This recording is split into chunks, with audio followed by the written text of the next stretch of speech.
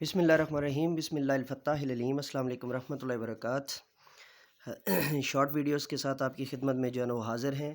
دورہ علوم حدیث جو ہے وہ جاری ہے، علوم حدیث، اور آج جو ہے وہ اس سلسلے کی جو ہے نا وہ پہلی نشست ہے، اور منہاج ٹی وی منڈی بہاؤالدین کی جو ہے وہ وساطت سے دوبارہ گزارش ہے کہ منہاج ٹی وی منڈی بہاؤالدین کو سبسکرائب کرنا اور بیل کے آئیکن کو آل پر پریس کرنا مت بھولیے گا۔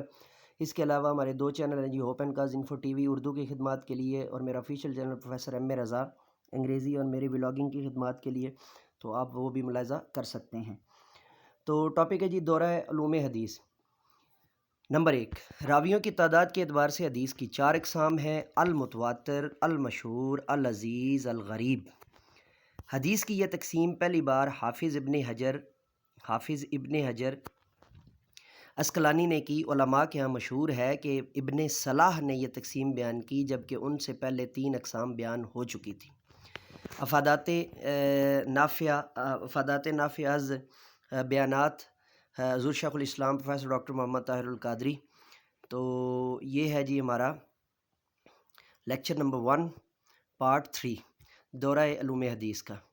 اجازت دیجیے، نئے لیکچر کے ساتھ دوبارہ آپ کی خدمت میں حاضر ہوں گے۔ تب تک کے لیے میرے ساتھ مل کر کے یہ انسانیت کی بہتری کے لیے، تعلیم و تربیت کے لیے ایک قدم اور۔ Let me go now and say with me, do something more for humanity, do something more for knowledge and practices. Bye bye.